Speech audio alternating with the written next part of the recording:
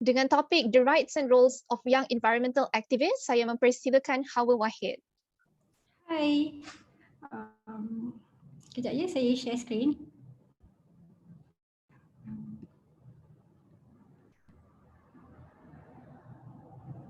Sorry.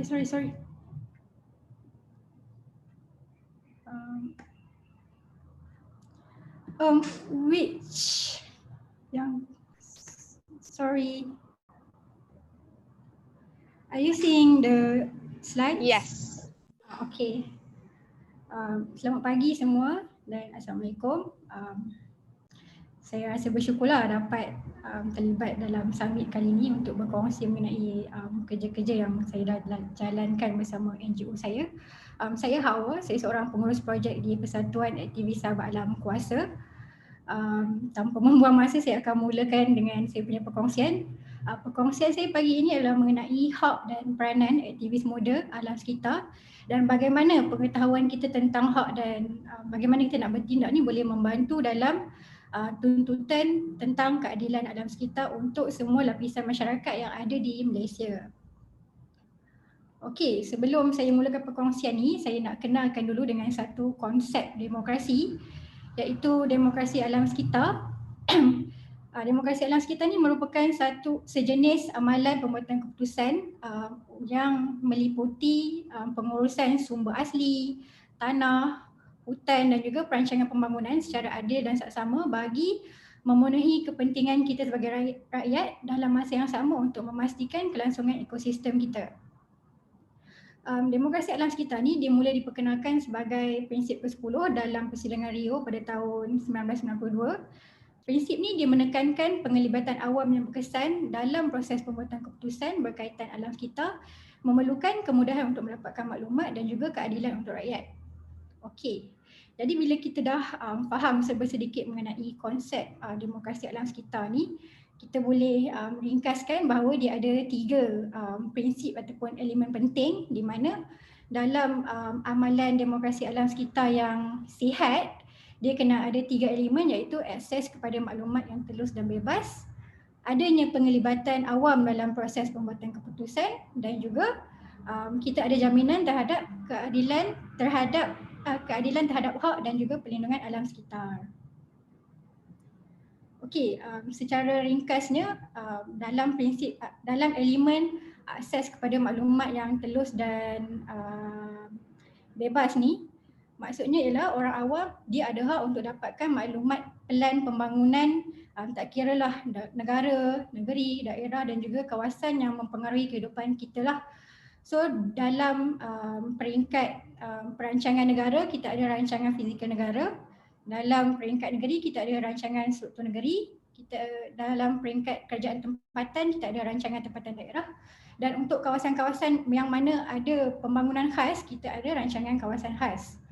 Okey, dalam pelan perancangan ni kita kena didedahkan tentang maklumat-maklumat tentang projek pembangunan ni, contohnya siapakah pihak pemaju yang nak menjalankan projek-projek pembangunan tu, apakah pelan kawasan yang terlibat, berapa luasnya, apa status kawasan tu, apa ciri-ciri geografi kawasan tu, apakah maklumat teknikal mengenai aktiviti-aktiviti pembangunan yang akan dijalankan dan apakah kesan-kesan kepada alam sekitar dan juga sosial jika projek itu berlaku dan maklumat ni perlulah tepat dan terbuka agar kita semua boleh akses. Elemen yang kedua tadi, penglibatan orang awam dalam proses pembuatan keputusan. Kita ada hak untuk terlibat dalam proses pembuatan keputusan melalui ruang dan saluran yang dah ada dalam peruntukan undang-undang kita di mana dalam rancangan struktur negeri ataupun rancangan tempatan daerah kita ada sesi penyataan awam. Kerajaan akan pamerkan dulu dia orang punya draft rancangan tempatan ataupun draft rancangan struktur negeri itu dan kita ada masa untuk kita semak, untuk kita baca dan kita bagi feedback. So aktiviti kita bagi maklum balas tu dia tertakluk bawah sesi penyataan awam, maknanya kita boleh terlibat. Dan untuk aktiviti-aktiviti pembangunan yang tersenarai bawah jadual kedua Perintah Kualiti Alam Sekeliling bawah EIA pun kita boleh bagi maklum balas dan kita boleh terlibat dalam sesi penyataan awam. Okey, elemen yang ketiga, keadilan terhadap hak dan perlindungan alam sekitar ni, dia maksudnya kita semua tanpa mengira agama, bangsa, warna kulit, kelas sosial, kelas ekonomi, kita kena dapat layanan dan adil dan saksama dalam proses pembangunan, dalam proses pelaksanaan undang-undang, dalam proses pembuatan polisi dan juga dasar alam sekitar. Prinsip ni dia nak menjamin kita punya hak dan juga perlindungan alam sekitar supaya semua lapisan masyarakat termasuklah, dan yang paling penting sekali ialah masyarakat yang terpinggir supaya kita dapat jaminan keselamatan dan kelangsungan sumber alam. Okey, tadi saya dah terangkan mengenai elemen-elemen asas dalam demokrasi alam sekitar yang dah menerangkan apakah hak-hak kita yang ada yang kita boleh amalkan. Sekarang saya nak kongsikan mengenai realiti amalan demokrasi alam sekitar yang sedang berlangsung di Malaysia lah. Okey, dalam amalan demokrasi alam sekitar di Malaysia, kita tengok macam saya cakap tadi, amalan ni perlu diamalkan oleh pihak berkuasa dan perlu memberi jaminan perlindungan kepada kesemua masyarakat. Tapi kita tak boleh nafikan walaupun kerajaan cuba sedaya upaya untuk libatkan semua, masih lagi akan ada komuniti dan juga lapisan masyarakat yang terpinggir. Contohnya apa yang saya nak kongsikan dalam perkongsian saya pada pagi ini ialah bagaimana ketidakadilan alam sekitar ni dah menyebabkan komuniti-komuniti orang asli terancam kehidupan mereka. Hal ini kerana mereka akses mereka terhadap pendidikan mengenai demokrasi alam sekitar sangat terhad.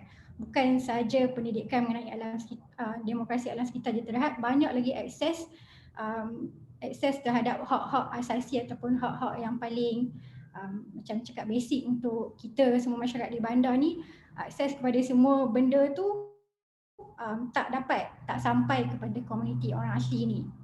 Jadi lepas kita dah tahu apakah amalan dan kita juga dah tahu ketidakadilan alam sekitar ni berlaku kepada komuniti orang asli, bagaimana saya dan juga rakan-rakan aktivis alam sekitar yang lain bertindak untuk pastikan komuniti ni dilibatkan dan juga berlakunya keadilan dalam perlindungan alam sekitar dan juga sumber-sumber mereka.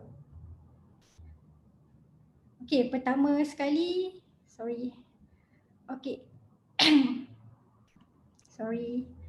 apakah peranan kita? Pertama sekali ialah kita kena memperkasakan komuniti akar umbi ni. Sebab macam yang saya cakap tadi, mereka kekurangan akses kepada banyak perkara. Jadi kita sebagai aktivis-aktivis yang dah committed untuk memperjuangkan perlindungan alam sekitar di Malaysia, mestilah kami dah kena pasti komuniti orang asli ni merupakan ranger semula jadi. Sebelum daripada sistem yang British kenalkan kepada kita sistem ranger dalam hutan simpan, komuniti orang asli dah ada dalam hutan sejak sekian lama dan mereka ialah perintis ranger hutan semula jadilah. So bila ada pembangunan, mereka disisihkan, so mereka terlepas beberapa peluang untuk meningkatkan kapasiti diri. Jadi kami di Kuasa dan juga grup-grup alam sekitar yang lain banyak buat program pemangkasaan komuniti untuk mengukuhkan pemahaman mengenai hak alam sekitar komuniti ni. Jadi apa yang kami buat, kami kenalkan mereka tentang pengurusan urus tabir hutan, apakah hak-hak alam sekitar mereka yang tertakluk bawah Akta Orang Asli, bawah pengisytiharan bangsa-bangsa bersatu mengenai hak-hak orang asli UNRIP. Jadi dengan adanya pemangkasaan komuniti akar umbi ni, mereka akan bangun untuk perjuangkan isu-isu mereka ikut isu-isu lokaliti sendirilah. Jadi sebelum ni kita banyak dengar suara NGO bangkitkan isu-isu orang asli. Tapi apa yang berlaku sekarang, kita dah nampak banyak komuniti orang asli yang bangun menyuarakan suara sendiri, dan inilah satu proses-proses pemangkasaan yang berjaya lah bagi kami, di mana mereka boleh bersuara untuk komuniti mereka sendiri. Dan bagaimana aktivis alam sekitar yang belia ni nak mempersiapkan diri supaya kita sendiri boleh buat aktiviti pemakasaan kepada komuniti orang asli ni adalah dengan kenal pasti privilege yang aktivis belia di bandar ada dan apa yang komuniti orang asli di hutan tadi tak ada. Aktivis belia di bandar kita ada akses, kita ada kenalan, kita ada jaringan yang mana kita boleh adakan engagement dengan kerajaan, pembuat dasar dan juga pihak berkuasa untuk membincangkan sistem-sistem untuk melobi undang-undang yang lebih mesra komuniti terpinggir. Kita juga boleh bekerjasama dengan badan-badan bukan kerajaan lain, NGO lain, CSO lain, CBO lain untuk kita bekerjasama untuk hasilkan banyak aktiviti program-program pemangasaan komuniti. Kita juga boleh bekerjasama dengan institusi pendidikan, penyelidikan untuk mengkaji sesuatu isu yang berlaku di lapangan di komuniti terpinggir itu untuk kita adakan, fikirkan satu solusi yang boleh membantu mereka menangani isu-isu di lapangan itu. Okey, jadi apa yang saya dan kumpulan-kumpulan dan rakan-rakan NGO saya buat, pertama sekali kita mestilah kami dah adakan program-program pemakasaan belia supaya belia sendiri faham mengenai urus tabir sumber asli, perhutanan dan alam sekitar, supaya belia kita sendiri faham mengenai hak-hak alam sekitar kita. Kita buat pembacaan yang lebih mendalam bagaimana kita boleh terlibat secara aktif dan bagaimana kita boleh mengambil tindakan yang proaktif untuk menangani isu-isu alam sekitar, macam mana kita nak pantau aktiviti pembangunan dan bagaimana kita sendiri boleh membantu komuniti-komuniti terpinggir tadi menggunakan pengetahuan dan juga pengalaman yang kita ada. Okey, salah satu programnya ialah kuasa sendiri kami buat lawatan lapangan ke tapak ekokemusnahan.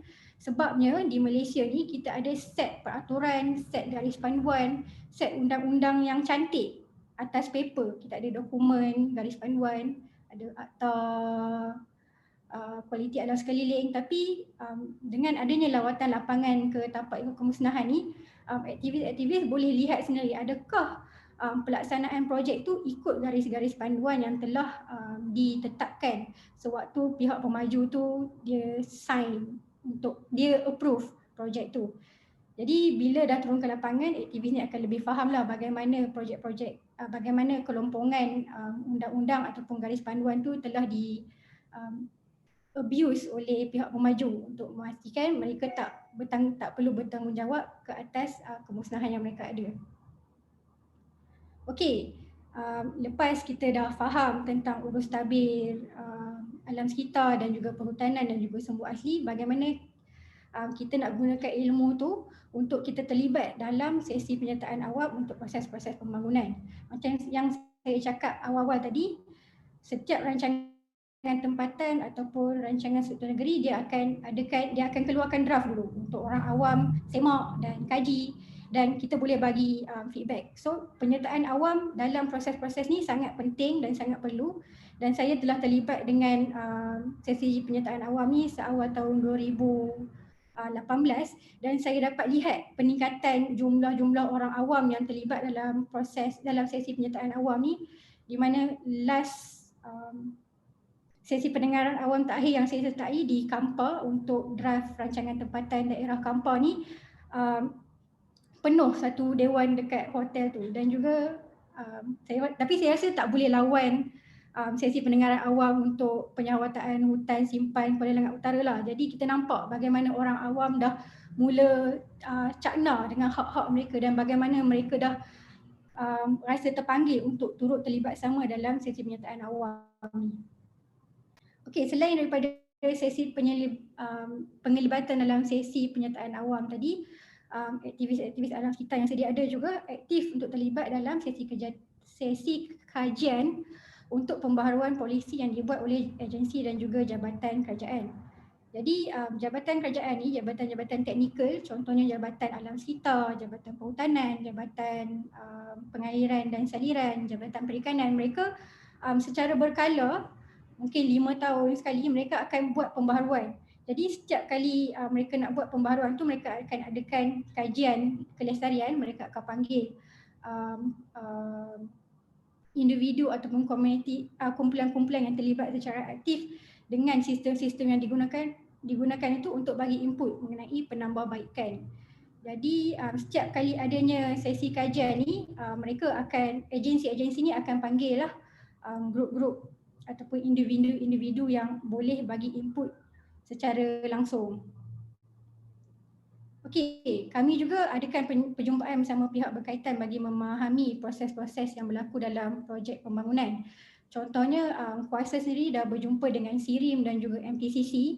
MPCC ni satu badan yang keluarkan pensijilan mengenai pengurusan hutan yang sustainable kat Malaysia. Jadi bila kita berjumpa dengan MPCC ni, kita dapat tengok, kita dapat lihat apa indikator-indikator yang ditentukan oleh MPCC dan bagaimana dianya dinilai oleh pihak SIRIM untuk menentukan sama ada sesuatu unit pengurusan hutan tu adakah pengurusan tu berlaku secara sustainable. Okey, kami juga adakan advokasi bersama pihak berkuasa dan pembuat dasar untuk penambahbaikan pengurusan sumber alam sekitar. Sesi advokasi ni sangat penting untuk kita kumpulkan semua maklumat-maklumat yang kita dah dapat melalui kita punya lawatan lapangan tadi. Lepas tu kita dah jumpa dengan pihak-pihak yang terlibat dalam pembuatan untuk memberi pensijilan tadi, dan kami gunakan semua input-input tu untuk draft satu memorandum dan juga pembaharuan bagaimana dasar-dasar dan polisi-polisi di Malaysia ni boleh menjadi lebih baik, dan kami presentkan kepada kerajaan negeri, pembuat dasar untuk bagaimana memorandum ni boleh diintegratekan untuk dimasukkan ke dalam dasar sedia ada lah. Okey. Dalam 2-3 tahun lepas kita juga nampak anak muda aktif dalam menganjurkan perhimpunan awam. Maknanya kita aktif memanfaatkan kebebasan berhimpun dan bersuara untuk kita sebarluaskan tuntutan-tuntutan perlindungan alam sekitar untuk kita conserve biodiversity dan juga ekosistem ini. Okey, dan yang terakhir, yang paling simple dan yang paling boleh dibuat oleh semua orang, tak semestinya aktivis alam sekitar je, kita boleh berkempen dan buat advokasi awam. So kita boleh berkempen tak kiralah guna platform apa yang ada, platform media sosial, platform media alternatif, even di platform mainstream pun kita dah nampak banyak kempen-kempen mengenai perlindungan alam sekitar, penjagaan alam sekitar, dah banyak. Jadi saya rasakan ini adalah satu usaha-usaha aktivis belia yang berjaya lah, di mana kita dah berjaya jadikan wacana mengenai perlindungan alam sekitar, mengenai demokrasi alam sekitar sebagai satu topik yang dibincangkan secara santai. Kalau buka Twitter pun kita dah nampak orang dah ramai membincangkan tentang proses-proses pembangunan dan bagaimana perlindungan alam sekitar ni penting dalam proses-proses pembangunan, dan saya rasa benda ni akan di-share lebih lanjut oleh panel seterusnya, Aidil. Okey, itu saja perkongsian saya pada pagi ini. Itulah saya nak tekankan bahawa aktivis belia, aktivis alam sekitar yang muda ni sangat berperanan besar dalam menuntut keadilan alam sekitar. Terima kasih Hawa.